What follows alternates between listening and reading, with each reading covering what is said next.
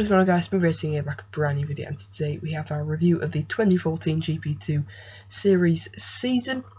I hope you guys have really enjoyed the season. Personally, it's been a great year of racing from the GP2 category. If you haven't seen GP2 before, then definitely I'd recommend tuning in next year, because it should be a thrilling championship once again, just like we've seen this year. So many great drivers in and so many potential F1 world champions, of course, racing around here, even though, of course, we've only got one graduating up from GP2 this year to next year. But still, GP2 is definitely, still relevant. Definitely a vital, just a standalone series on its own. It's such a great spectacle to watch, and hopefully the viewing figures can just keep on rising, because I do believe it's getting more popular and popular by the season.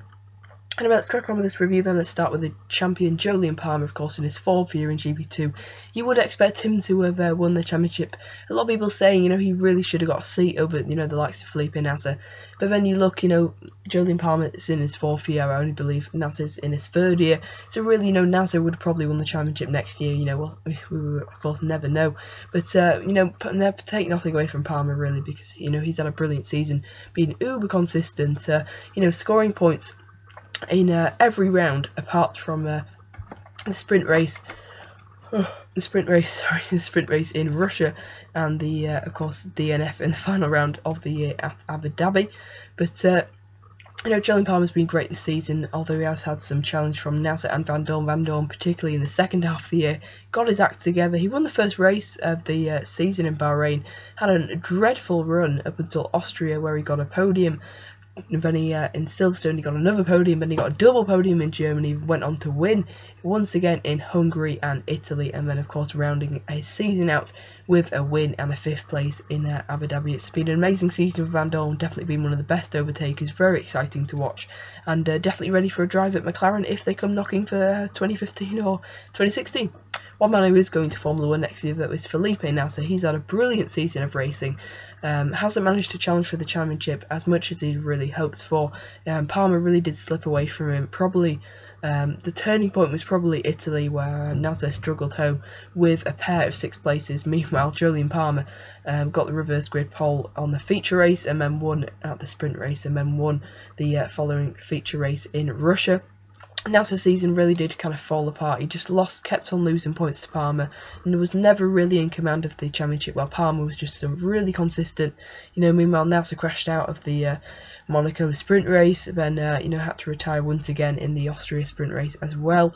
So just these little things just kind of chipping away at Nasr's points tally. Wasn't able to mount a serious championship challenge. He'll be disappointed if he wasn't taking the Sauber drive, but now he is. I'm sure he'll be pleased with the season, considering it's warranted Formula 1 driving, definitely reasonably so. Moving on to 4th place in the championship, that was Mitch Evans. He's been fairly quiet this season, nothing really massive on track from him.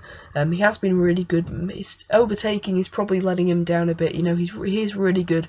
We've seen him win the Germany feature race, and hopefully we can see a bit more from him next year in terms of a championship challenge. But 4th place in the championship is pretty good from the New Zealand, highly rated by Mark Webber and other people in the Formula 1 paddock. Moving on to Johnny Cecotto Jr., definitely the most improved GP2 driver from 2013 into 2014. He took wins in Spain and in Austria, and he took podiums in the likes of Silverstone, and I believe he did get a double podium at the Belgium Grand Prix weekend. So Johnny Cecotto's had an amazing season.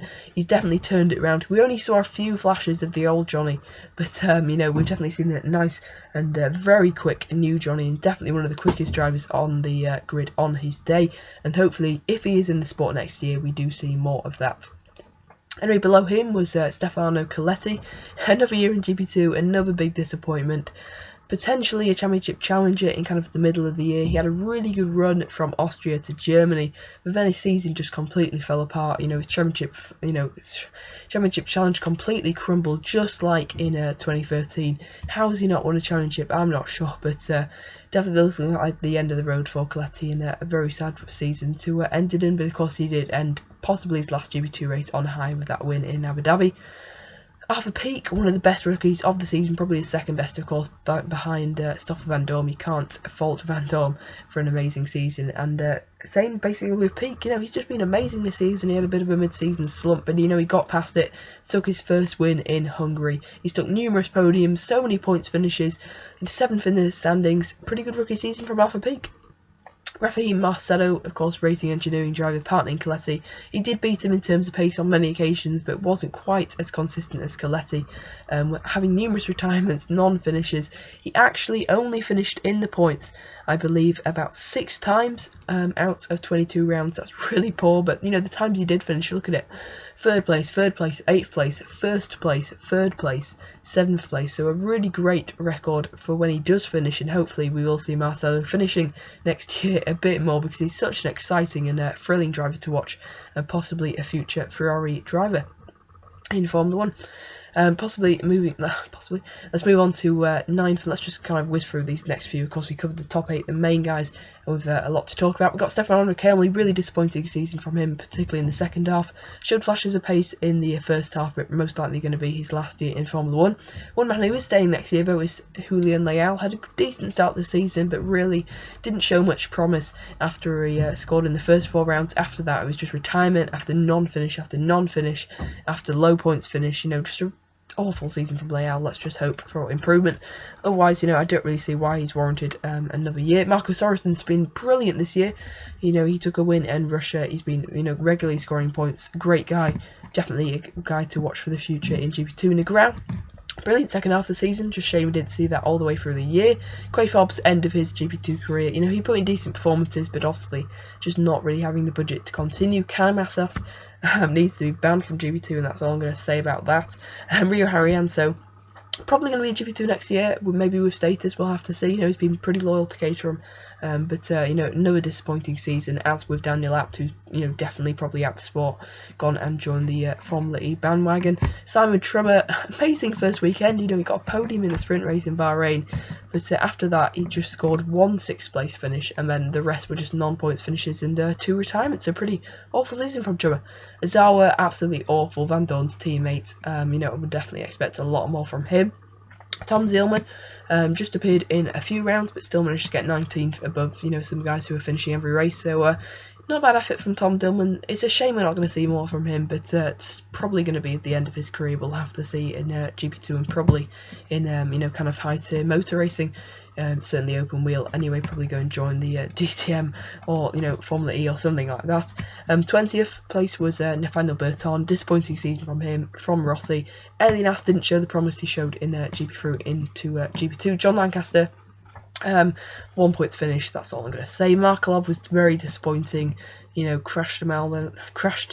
Crashed and more crashes, just silly contact, very clumsy. Apart from the best pass of the year at Spa, that was is pretty much his only highlight, and his points finish, his 1 point finish.